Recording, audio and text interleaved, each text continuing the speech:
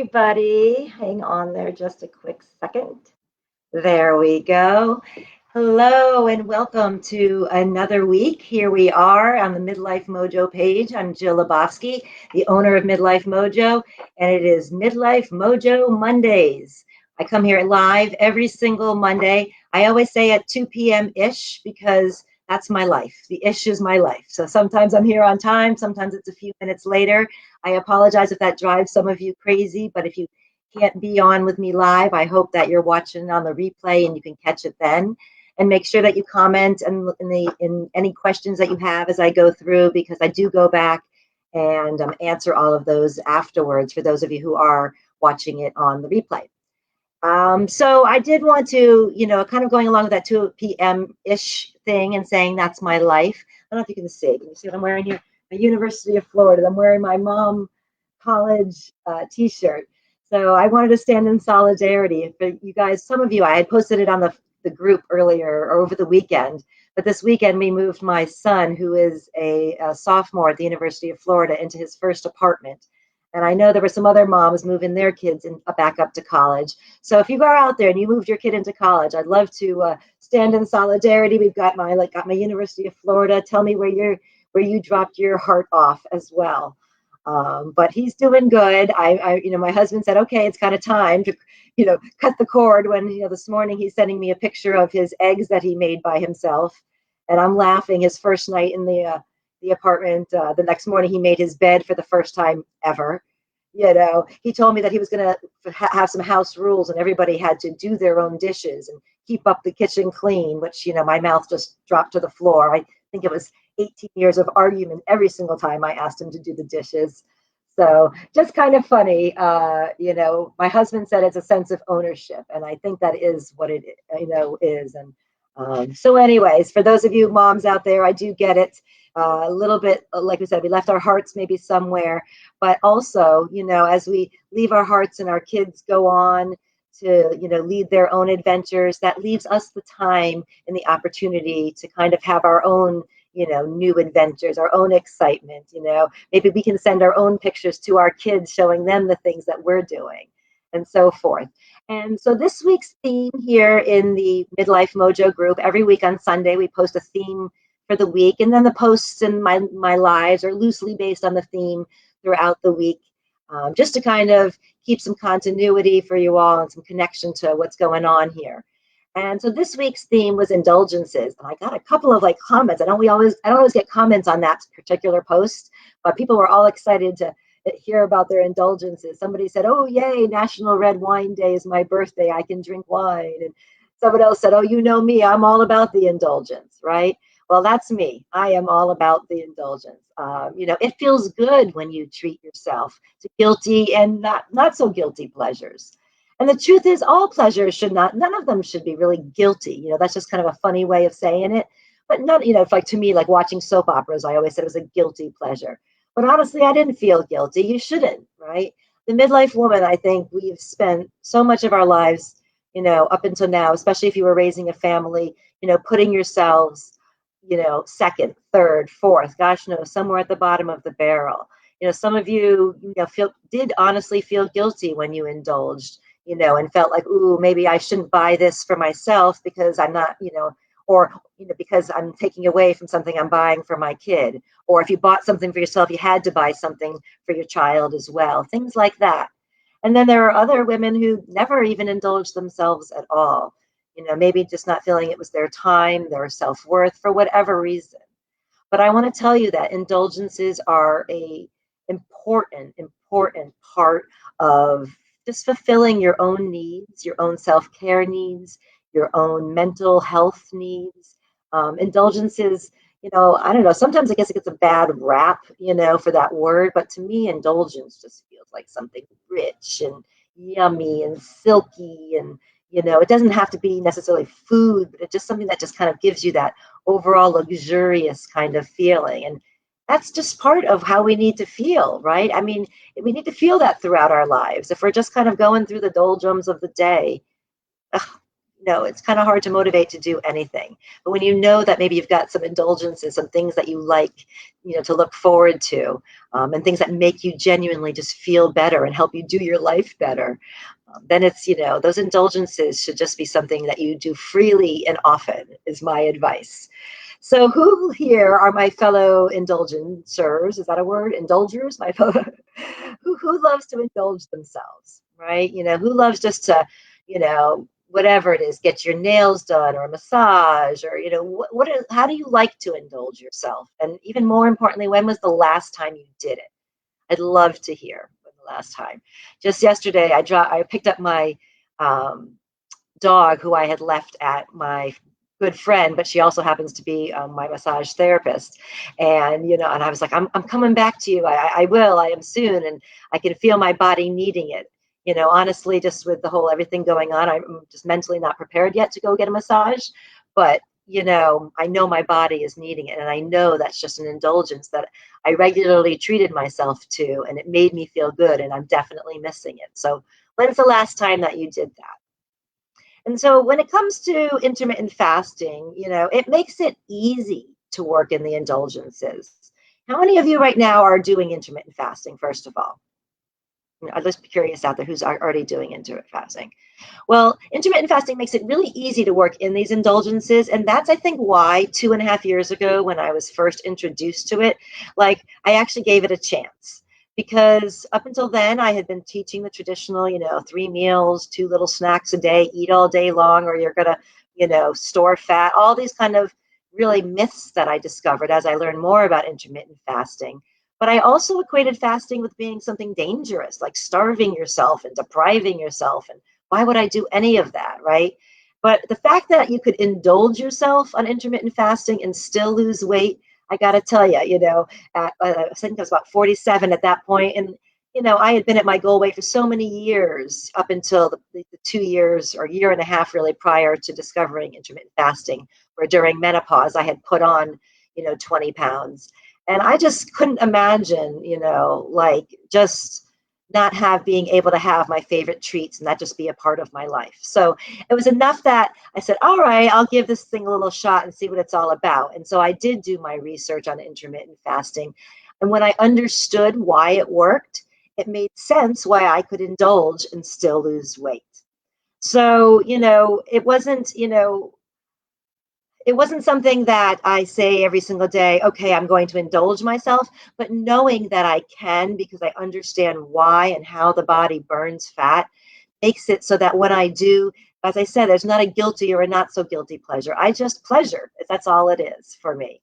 It took me a little less than a year to lose 20 pounds and 20 inches, which is pretty much what I had put on during my, perimenopausal, as I was entering those years. And it took me about a little less than a year to take that off. But I never, never, never, never deprived myself of anything during that time. So could have that 20 pounds and 20 inches come off in maybe half the time? Maybe it could have. I don't know. I'll never know. All I know is it doesn't matter to me. I enjoyed my year. I enjoyed my intermittent fasting journey. It's become a part of my life, and indulgences are a big part of that. And I learned on that journey how to work those in so that here I am on maintenance.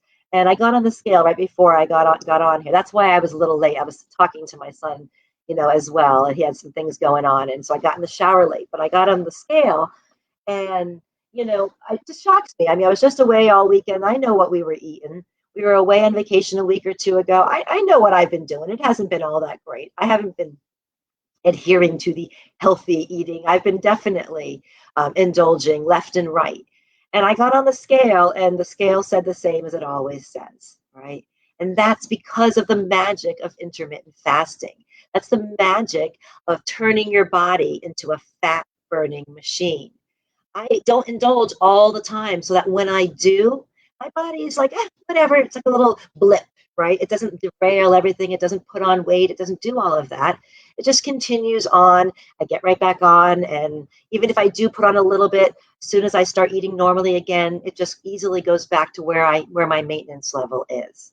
So that to me is just an amazing thing about intermittent fasting. So today's topic, since the group theme was all about indulgences, today's topic is specifically about intermittent fasting and 4 ways that you can indulge yourself with intermittent fasting and still lose that midlife middle, right? And I know so many of you found me via my book, Melt the Midlife Middle, right? And you guys are sitting here thinking, okay, well, I got that. Now, how can I work in the good stuff that you mentioned? Well, here it is. And just as a little quick, for those of you who don't have my book, Melt the Midlife Middle, all of my products in my in my Midlife Mojo store are on sale through tomorrow. Some are 10%, some are 20%, some are even more. So definitely go to jillabofsky.com and click on my Midlife Mojo store and check out what I got going on there and grab yourself that book. It is definitely a few dollars off right now. But today I'm going to talk specifically about the 16-8 intermittent fasting lifestyle. And how many, as I said, how many of you guys are doing intermittent fasting, but you guys, how many of you doing the 16-8? Or when I say the 16-8, I know some of you are doing longer than the 16-8, but in general, you're doing that 16-8 rhythm, that eating window and feasting, feasting time, that feasting and fasting rhythm. Let me know, because for those of you, I know I probably have some of you on, and that's wonderful, who are all just kind of brand new to intermittent fasting. Maybe you've heard a little bit about it.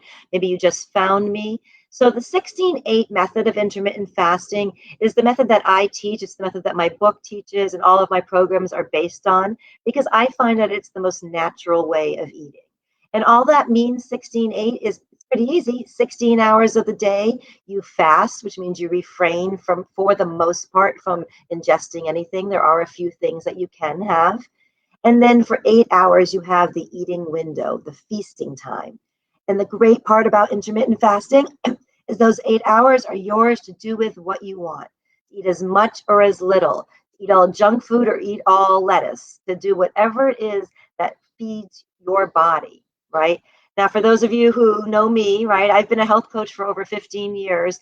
I don't teach eating junk food all day long on the intermittent fasting diet. I definitely teach eating healthy foods first and foremost, but you also know that we work these indulgences into that routine. So, with it, but as I said, the fact that you have that 8 hours to pick and choose gives you that sense of control.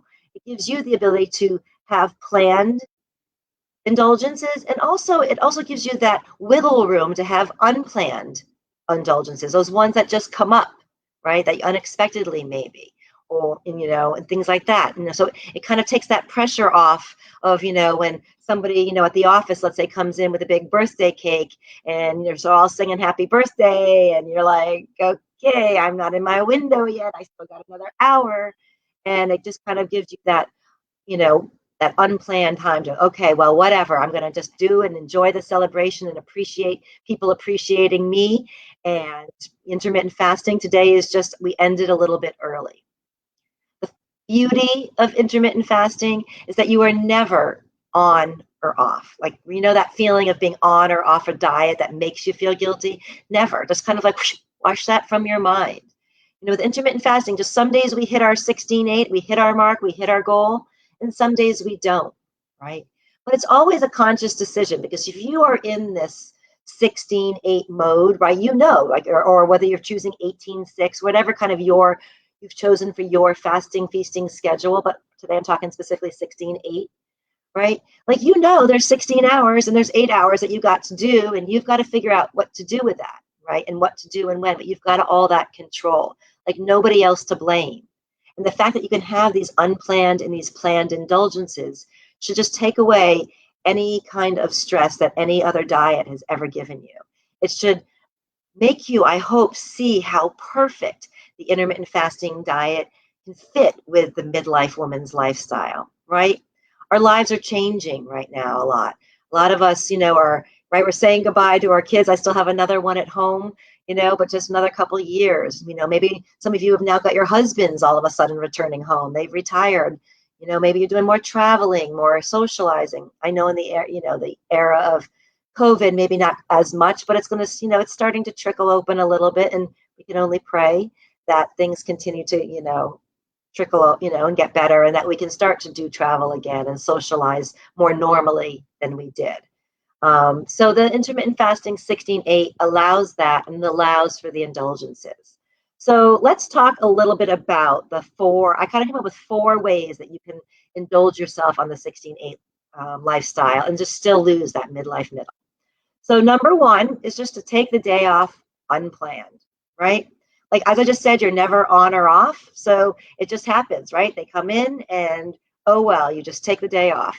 If they came in, your window, let's say, opens at 1, at 12, they came in with cake. You go and you just say, oh, well, and then that's it. And then you just go with it. Your window opens that day and you just shut your window at your normal time. So it means that your window maybe is open longer than it was. But oh well, it was just an unplanned indulgence and you went with it and yummy, it was delicious, and you just, continue to eat your normal 8 hours plus whatever that little time is where you were doing that extra, indulgence a little early, and then you just close your window at your normal hour, and then the next day, life goes on. Okay. Like, we want and we need that flexibility. Absolutely. And here's the funny thing about intermittent fasting. Doing that once in a while, like indulgence, unplanned, sometimes is exactly what your body needs. Sometimes when we're so strict with ourselves and we're really, I don't count calories in our program, but some of you I know do, or some of you are really watching every little bite that you're putting in your mouth. And if that's what you need to do, no judgment, that's your journey. That's just not my journey. But if that's what you need to do, especially in the beginning, then please do that. But, for some of you, if you really are strict all the time, having this unplanned, at some random time, indulgence actually can help you lose weight, especially if you've been at some kind of plateau. It's called the whoosh effect. I talk about it in my book. It's not like, some people think it's not like a real thing, but it's happened to me many times. I've read, so many people who have seen it happen. And it's just basically, when the fat is leaving the cells to maintain their shape, fill up with water. And when the entire cell basically fills up with water, it just basically collapses on itself. And you basically just, like, overnight, you're like, oh, what happened?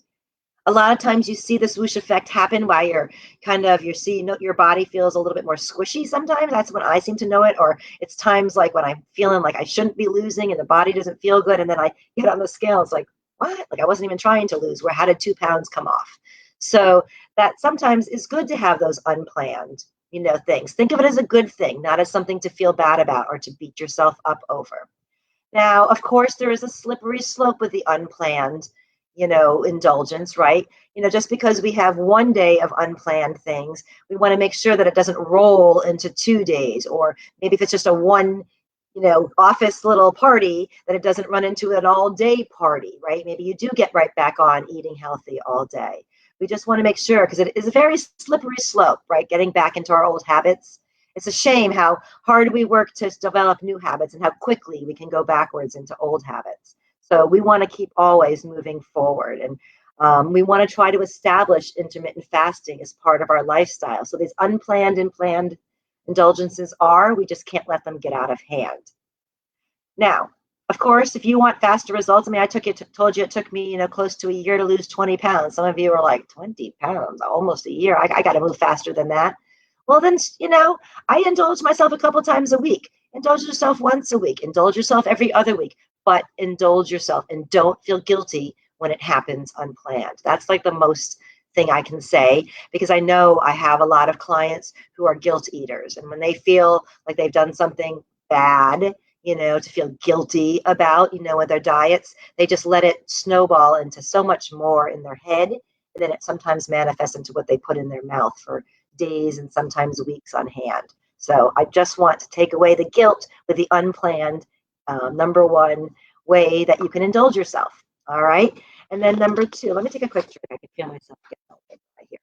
All right. Like, well, you guys let me know in the comments. Does that sound stress relieving to you to know that you can eat pizza and fries, like when you want, right? Like, and not gain weight necessarily? Tell me if that feels good to you.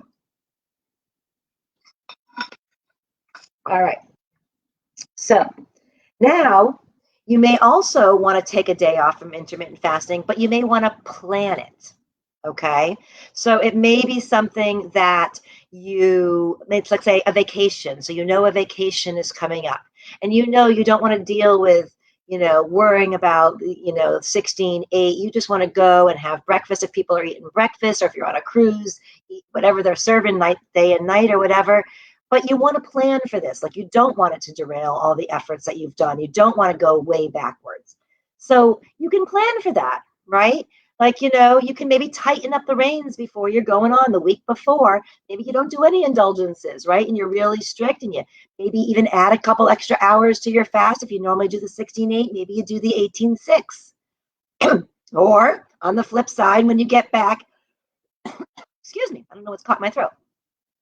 On the flip side, do it when you get back, right? Just make sure the second you get back, you're right on program, and you're, maybe for a week or so until you see your body and has adjusted back to the schedule and has gotten back to where you want to be. If you had put on any weight, that you're a little bit more strict with yourself, but you plan for it. You don't, again, feel bad. You just go and enjoy yourself, eat, drink, and be merry on that vacation because you've planned for it. You've got this, what you're going to do before and or after, right? Or let's say, a lot of women in here I know are business women, and they're entrepreneurs, and they, do a lot of networking. So a lot of times you're going to a networking luncheon, and every, the second Tuesday of the month, you go to this one networking luncheon, and lunch begins at 11:30, and you don't normally open your window to 2, but you paid $35 for that luncheon, and it's darn good too, and you want to eat it. So it's once a month. You plan for that. You know that you're going to open your window at 11:30 that day. So maybe you just, say, okay, I opened my window at 11:30 that day.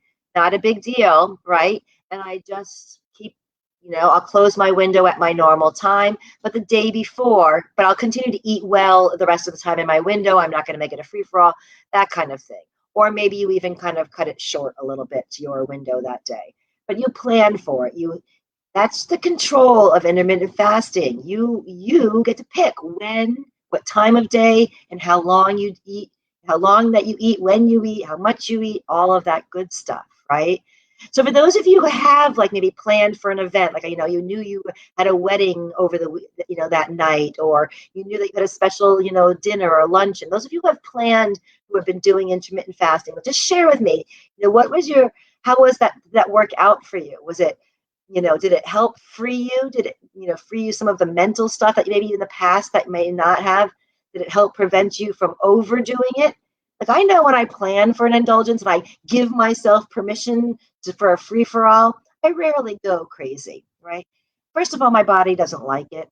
After the first initial, maybe if it's let's say, I don't know, I'm somewhere, let's say chocolate chip cookies are my downfall. After the initial 2 or 3, it's worn off. I'm not going to sit there and eat 6, 7, 8, 9, 10. In my mind, I said I could, right? I know I could if I wanted to, but I don't, right? And I planned for that. I knew that it was coming. I knew that I was going to eat those cookies because I'm going to my best friend's house and she makes the best ones. I knew I was going to do that. So perhaps that day, again, I just did things a little bit different. All right. So that's kind of planning for unplanned outside, just unplanned indulgences all together any time of day, whether it's in your fasting or your feasting window, or planned, whether it's in your fasting or your feasting window. Just those unplanned or planned things that come up when you're not in the normal 8-hour window or whatever your window is. So those are some different ways that you can indulge yourself then. But you can also indulge yourself during your window, which is definitely the better way, right? It's why as I say, I can, indulge myself and, not lose weight. Like, I was away with my family. They every single day had to have a bagel at 11:30. I wasn't even hungry. When I was hungry at 2, 3 o'clock in the afternoon, by then they were ready for lunch and it was fine, right? So just, I knew that, but then for lunch, what did I have? I had burgers and fries and, ice cream. And we were at the special place that we go when we go up to the, University of Florida. So again, I knew I was going to indulge while I was up there. So what was the point of the bagel and cream cheese at 11:30? It didn't do anything for me. I didn't need it, right? I knew that I'd rather indulge during my window and not even think about it and just be able to come home, get on the scale this morning, and it show me that I'm okay, right? That, in terms of I'm where I've always been. It's definitely my personal favorite way to indulge is the in your window planned indulgence. It's just, again, for me, it's the way I feel most in control. I know that I can beef up my exercise that day, maybe go for, an extra long bike ride, or after dinner, go for a bike ride if I don't normally do that, or throw in a little bit of exercise, during that day, or whatever it may be. Eat a little bit differently that day, fast a little bit longer that day. For those of you who enjoy, a drink of alcohol as an indulgence, know that although you can have it, and you read my book, I talk about it, you can have alcohol, absolutely, please. Eat, drink, and be merry. As I said, I don't, no problem with that on the intermittent fasting diet, but know that how the body works in terms of burning your food for fuel, food and beverage for fuel, is that first the body burns off whatever the carbs from the alcohol is. Then the body burns off whatever carbs from the food there is. Then and only then does the body get into the fat, that stored fat burning mode. And I've read that sometimes after drinking alcohol, it can take almost up to 72 hours to get your body really back into fat burning mode. So my gut feeling on that is, if you like to indulge, you like a glass of wine, or like to have a glass of champagne, whatever it may be, a beer, on a nice hot day, just think about it maybe as every couple of days having it, and then just, maybe not eating as many food carbs if you're going to be drinking, and really eat more protein and healthy proteins and healthy fats. If you're going to be knowing that you're planning to have that night, to do a little, do a little drinking. So that's just kind of how I feel you can work, a good way to work in alcohol, not feeling like you're ever depriving yourself, but also, a lot of people come to me and they say, I'm doing everything, and I'm not losing. And then to come to find out, they're having a glass of wine like they always have at night to relax. Fantastic. But know that that's probably one of the contributing factors of why you've plateaued or why you're not losing. For some of you, have a glass of wine every night and you keep losing. More power to you, right? Unfortunately, not everybody's body works the same. I'm a big proponent of listening to your body. So when it comes to indulgences especially, you really need to listen to your body. If you're new at intermittent fasting, I really am suggesting that, that you journal. In my store right now, I forgot, right now I got a journal that I've created that's also on sale. And then keep track of those indulgences. So if you find that you're not losing and then you go back, you can see, oh gosh, I thought I was only, having indulging myself with either food or soda or alcohol or whatever, once or twice a week, but really I'm doing it 3 or 4 times a week. Or, we don't sometimes remember what we've done. We think sometimes we're doing better. So writing it down helps kind of keep you on track, because overindulging, yes, overindulging, I'm not going to tell you you're going to lose weight. All right. Now, if you've been doing, it is a little bit different, indulgences, I will say. I'm going to go off on a little tangent here for a quick second. It is a little different for people who have been doing intermittent fasting for a while and newbies. So if you've been doing intermittent fasting like regularly, and you're regularly losing, and you've been in this routine for a while, your body has gotten into this fat burning routine. And it's going to continue to burn even when you're having these indulgences. You read about these like bodybuilders who do intermittent fasting, and they just like eat junk in their window, and they still maintain that. I myself see it all the time, and I don't always eat junk, but I, see that it doesn't matter really what I eat, as long as I'm not doing it, all that often. My body just seems to process things pretty similarly now. I don't know that's for all of you guys who are on your maintenance, stage. Let me know if you agree with that. But if you are new to this and your body hasn't truly adapted, and your mind hasn't truly adapted to the 16/8 rhythm, then I really would keep track of those indulgences. I think you need that feedback, that just like tangible feedback that you can go back and see.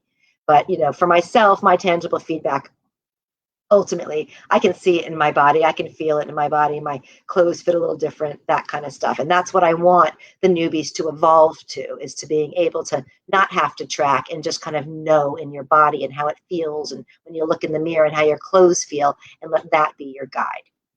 All right. So we've talked about unplanned and planned, just outside your window or inside your window. outside, outside your window indulgences. I've talked about planned inside your window, which are my favorite. But then there also are those unplanned, things that happen in your window that you just don't want to, you just don't even think about. So it kind of leads what I was just saying, how that's kind of the stage I'm in right now, is that when the unplanned thing comes up, it comes up in my window. It's not a big deal. My body, I just do it. I don't even think about it. And my body processes it. That's the lifestyle. So if you are at that stage, you do need to keep track a little in your head. You want to be mindful of it a little bit.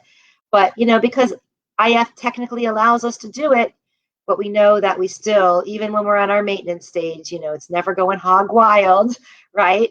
I never, say that we're, just that IF is like a free for all, right? I want you guys just to think of IF as a lifestyle, that these indulgences just come and they go, and they're just a natural part of everything that you do. All right. So, because my concern is when sometimes people hear indulgences, they think that I mean everything. So that means just eating, lots of sugar-laden treats or high-carb foods.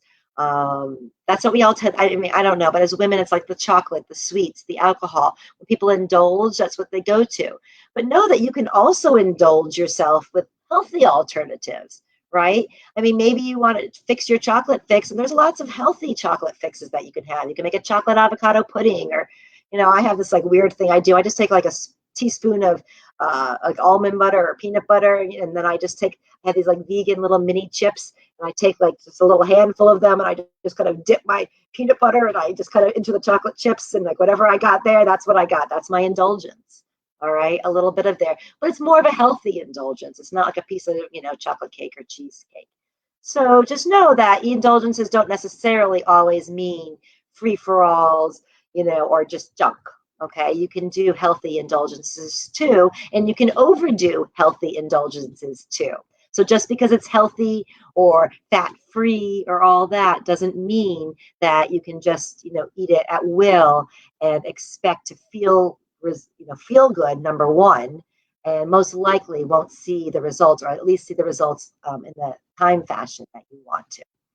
So that is, really, I think that's all I have to say about indulgences right now. Whether you plan or you don't plan for indulgences, the indulgences just need to be a part of your intermittent fasting journey in order to make it part of your lifestyle. There's no such thing as going through life and never, treating yourself. That's just not life, or at least not the midlife mojo life, and not the mission that I am spreading for sure for most of you. Right? You want to enjoy your life, indulge, plan for these indulgences. Ideally, don't beat yourself up when they don't happen. But also, when you see the scale going, or your body's, you have done a little overindulgence, you have let a couple of days or a couple of weeks, it turned into maybe, God forbid, a couple of months. And all you do is just pull back the reins. The best thing about intermittent fasting is you literally can start it. You literally can start your fasting window with the very last bit of food you put in your mouth for the day. Like, there's no special foods you have to buy. There's nothing special you got to do. Like at 8 p.m., if you're done with your eating for the day, then at 8 p.m., you're back on intermittent fasting. That's it. All right. So, indulging relieves these urges, right? Like for myself, I see something in a magazine, I'm like, oh, I got that on my mind. It's like, until I like just do it and I have that little bite of it, or I indulge, it's like on my mind. So sometimes it just relieves those urges to indulge yourself. So do it, right? Because again, even if you're substituting with this healthy and it's never really getting that craving. I've done a whole topic on craving in one of my Midlife Mojo Mondays you can look for. If you don't indulge that craving, it doesn't go away. And it doesn't go away necessarily with those healthy alternatives either. Okay? Sometimes you just got to have the real thing. That's all you got to have, the real thing, right? You have it, you do it, it's a moment, and it's done. That's it, all right? Our bodies and our brains that, need it. Like you see when they show you like on, film, like how the body and the brain like just lights up when we do these pleasurable things for ourselves, this pleasure zone. So, just think of it as you're doing something good for yourself, not something negative for yourself when you indulge, right, on the intermittent fasting diet. All right, so that is it. I'd love to hear this week how you indulge yourself, right? Tell me whether it's indulging yourself with food, whether it's indulging yourself with maybe a little, nookie in the bedroom there, whether it's indulging yourself with a little, massage, patty, mani, safely, please. Whatever it may be, indulging yourself by locking yourself in the room and just reading a book all day, indulging yourself by doing no work for a day. That was one of my things. I was just like, when I'd like to indulge myself, I'm like, that's it, no computer, that's it for the entire day. Like, that's how I indulge myself. Any of those great things. I'd love to hear what you guys are doing to take care of yourself and indulge, maybe give us all some ideas. And just a few orders of business before I wrap up here. For those of you who don't know, every single Friday, just about, unless I'm out of town, I've got something going on. But most Fridays at 11:30 a.m. Eastern Standard Time, I am live Zoom, so we can actually talk face to face. And that's called Fasting Friday. And it's specifically to answer all of your questions about intermittent fasting, any support you need. Right now, there's usually just one or two of us on, so you get a lot of me, and I'm on there usually as long as you need me. It's a great way to connect with other people who are doing intermittent fasting, so you just feel like you have like an outside support system that we need. So that's Fridays, 11:30 Zoom. Look for the link. They go up on Friday. I have about a half hour before I send a reminder with the link as well. I've mentioned it a couple times, but just tomorrow is the end of my end of summer sale in my MIDLIFE MOJO store. So make sure you get over there and stock up on whatever you need. Send the book to your friend who maybe will help you do the intermittent fasting with you, and get it at a discount. And then just every Monday, know that I'm here for you guys with a topic. If you've got a topic you want me to talk about it, shoot it off in a message.